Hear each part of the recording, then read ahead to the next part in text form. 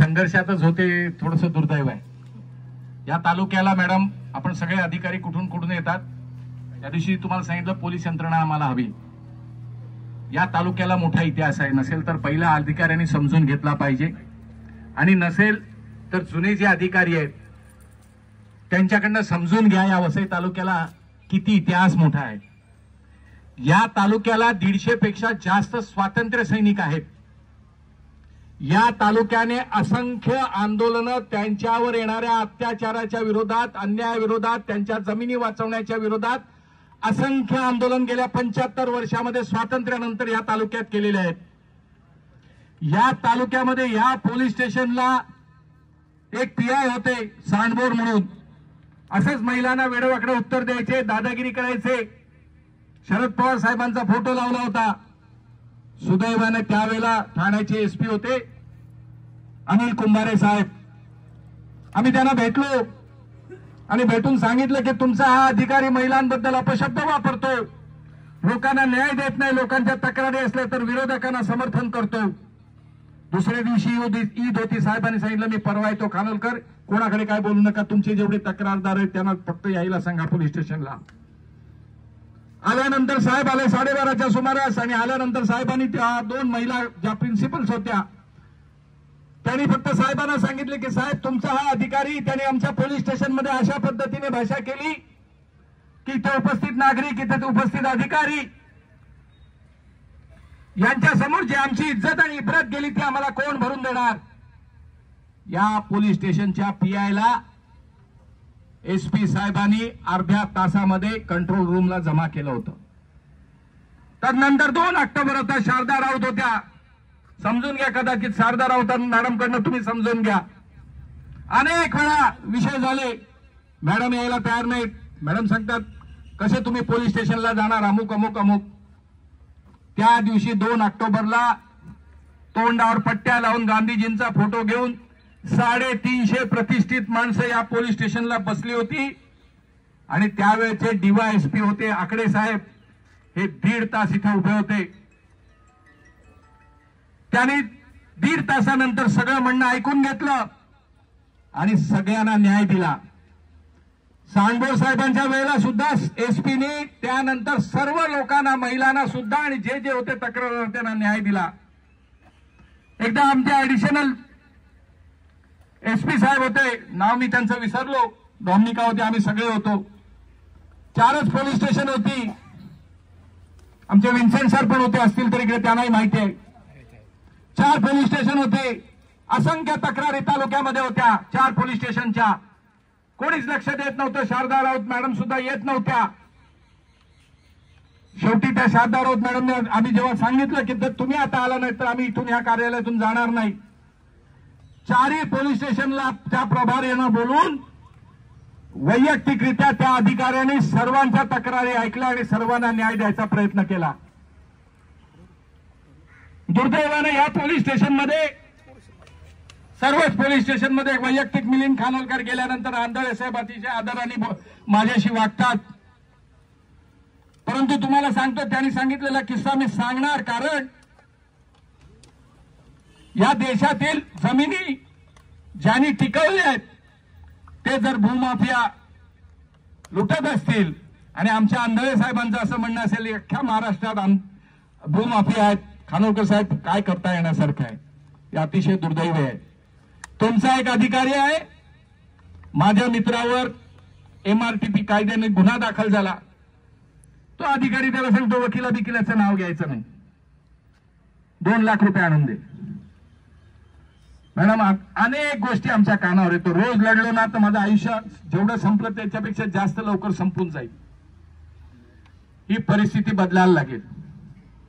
आंधळे साहेबांना आमची विनंती आहे की ह्या प्रकरणात जी काय घटना घडली आहे, आपण सुद्धा मॅडम त्याला जबाबदार आहात. आम्ही गृहमंत्र्याकडे मागणी केलेली आहे. आंधळे साहेबांना आमची विनंती आहे आणि तुम्हाला विनंती आहे, त्यांनी वसई पोलीस स्टेशन त्यांना जेवढं लवकर सोडून जाता येईल तेवढं त्यांनी जावं. नाहीतर आमचं इथे मोठं ठिय्या आंदोलन होईल. यापेक्षा जास्त गोष्टी घडू नयेत. यंत्रणेची शान राहिली पाहिजे असे मानणारे आम्ही आहोत. त्या दिवशी तुम्हाला सांगितलं की मी पोलिसांचा संप बघितलेला माणूस आहे. सांगली समाजाला जिथे न्याय मिळेल अशी यंत्रणा आम्हाला हवी आहे. या पोलीस स्टेशनचा इतिहास आहे. वसईमध्ये तालुक्याला पूर्वी एकच वसई पोलीस स्टेशन होतं, हे होतं तहसीलदाराच्या बाजूला. त्यामुळे हा जो जमाव आलेला आहे ना आज, ती घडलेली घटना अत्यंत घृणास्पद आहे. दुसरा एक किस्सा मी तुम्हाला सांगतो मॅडम, याच्यावर सुद्धा पुढे संघर्ष होणार आहे. आमच्या एका स्थानिक शेतकऱ्याचं ऐकून घ्या. त्याची जमीन आहे, त्यांनी तिथे सरपंचाला विचारून कंपाऊंड घातलंय. आमच्या डीसीपी मॅडमची काही गाडी त्या दिवशी जाताना पुढे मागे करावी लागली, म्हणून त्या शेतकऱ्याला त्याचं कंपाऊंड तोडून आत घ्या, तुझा 60 फुटाचा रस्ता आहे, 100 फुटाचा प्लॅन मध्ये रस्ता आहे, ऍक्विजिशन करा, कायद्यात कायदा आहे, तुम्हाला तर कायदा सगळं माहिती आहे, म्हणून त्याला फोन करायचा आणि त्याच्यावर दबाव आणायचा.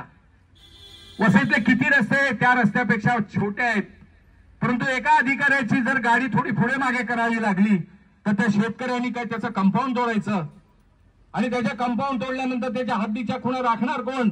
आम्ही भूमाफियांना पण समर्थन देणार आणि त्यांनी कंपाऊंड तोडून जमीन मोकळी ठेवावी, कोणीतरी एखादी बॉडी आणून त्याच्या जमिनीत टाकावी, मग त्याला परत धंद्याला लावावा. अशा सगळ्या गोष्टी आम्हाला साहेब मॅडम अपेक्षित नाहीयेत.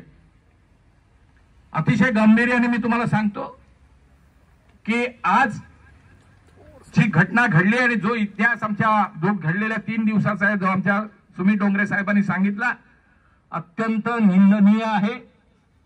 किती तुम्ही पैसे घेऊन त्याच्याकडनं वाचवणार आहात कोणाला, आणि जनतेला किती ते वेठीस धरणार आहेत सगळे, हा प्रश्न आता मोठा उभा राहिलेला आहे. आम्हाला माहिती आहे, पूर्वी आमचे दाते साहेब होते, हक्काने आम्ही त्यांच्याकडे जायचो. अजून आम्ही सीपी साहेबांकडे गेलो नाही.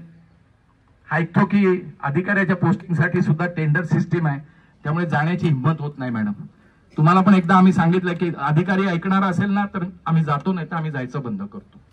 त्यामुळे आधी आमची वसईकरांची हात जोडून आपल्याला विनंती आहे की व्यवस्था बदललेली आम्हाला दिसली. आम्ही तुमचा चांगला सत्कार करू. अधिकाऱ्यांना मोठे पण देणारा सुद्धा हे वसईकर नागरिक आहेत. अनेक अधिकाऱ्यांचे चांगलं कौतुक करणारे हे वसईकर आहेत.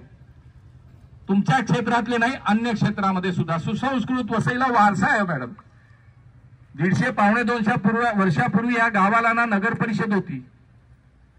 त्यामुळे वसईकरांना असा हलक्यात घेऊन केवळ आर्थिक लाभापोटी आणि कोणाला तरी समर्थन करण्यासाठी कोणाकडनं तरी आर्थिक लाभ होतो म्हणून त्या मोबदल्यात जर सोडायची अनेक गोष्टी सांगितली. दिवसभर मी सांगेन, मला जर सांगितलं तर तुमच्या अनेक पोलीस स्टेशनच्या कानावर होणाऱ्या इच्छा. गुन्हे दाखल होत नाहीयेत, अॅट्रॉसिटीचा महिलांनी गुन्हा दाखल होत नाहीये, 354 दाखल होत नाहीये. पोलीस यंत्रणा सांगते की आम्ही तपास केला, बाईला लज्जा वाटली की नाही, त्या लज्जा वाटली की नाही हे पोलीस ठरवायला जर लागले या देशामध्ये तर महिलांनी जायचं कुठे? पोलीस लिहून देतात की आम्ही तपास केला आणि आम्हाला असं वाटत चौकशी आणि आम्हाला असं वाटत नाही की तुम्हाला लज्जा उत्पन्न झाली.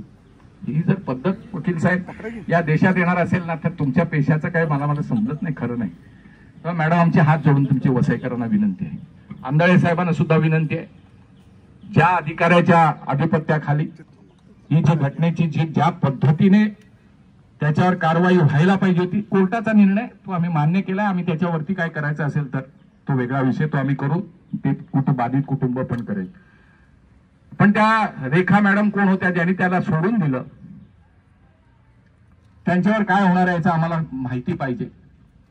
आणि प्रभारी म्हणून या पोलीस स्टेशनने बजावलेली भूमिका, त्यांचा रिपोर्टमध्ये त्यांनी काय म्हटलं आणि का त्याला इतक्या लवकर सकाळी हजर करून, तुमचा अधिकार आहे की जेव्हा आमचा वकील पण पोहोचू शकत नाही अशा परिस्थितीत त्याला दाखल करून कोर्टातून त्याला फटाफट न्यायालयीन कोठडी होते, जामीन होते. दुर्दैवी आहे मॅडम, जेव्हा एका महिलेच्या बाबत इतकी गंभीर घटना तालुक्यात घडली असेल, कदाचित तुम्हाला कल्पना नसेल की वसई किती जागृत आहे. आज कामावरचा दिवस आहे, रविवार जर धरला असताना सुट्टीचा दिवस, तर आमच्याकडे 1-1 लाखाचे मोर्चे झालेले आहेत मॅडम. 1-1 लाखाचे हरित वसईसाठी 75,000चा मोर्चा आमच्या गाव वगळण्यासाठी महापालिकेच्या विरोधात झालेला आहे.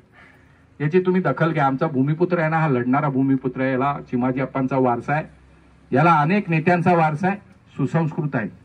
त्यामुळे आपण आपल्या आधिपत्याखाली पोलीस स्टेशनला सांगा, विनंती करा की जनताभिमुख राहा. तुमच्या ज्या बॅचवर लिहिलेलं असतं काय रक्षण आहे जे सगळं आहे त्याच्याप्रमाणे आपण ते करावं अशी माझी विनंती आहे आपल्याला. ते जर नाही झालं तर हा पोलीस आणि जनतेचा संघर्ष आमच्यासाठी चांगला नाही आणि तुमच्यासाठी नाही. आम्हाला संघर्ष करायचा नाही. परंतु जर जनतेला न्याय मिळत नसेल तर ह्या वसईत संघर्ष होणार आणि तो शेवटच्या श्वासापर्यंत होणार. सगळेजण लढणारी लोक आहेत. ह्याच्यापेक्षा मोठ्या संख्येने लढणारी लोक या वसई तालुक्यात आहेत. तेव्हा याची आपण नोंद घ्यावी आणि ह्याच्यात बदल झालेला आम्हाला समजला पाहिजे, दिसला पाहिजे. एवढंच आम्ही सीपी साहेबांना विनंती केली आहे. सीपी साहेब नसतील तर डीसीपी मॅडमना सांगा, तुम्ही सांगा, तुम्ही एकदा एखाद्या वेळी जनतेशी संवाद साधायचा प्रयत्न करा. तो जर साधला नाही तर ह्या तक्रारी आणि हा विषय वारंवार येत राहणार आहे. आपणास विनंती की आपण ह्याच्यात उचित कार्यवाही करावी ही विनंती.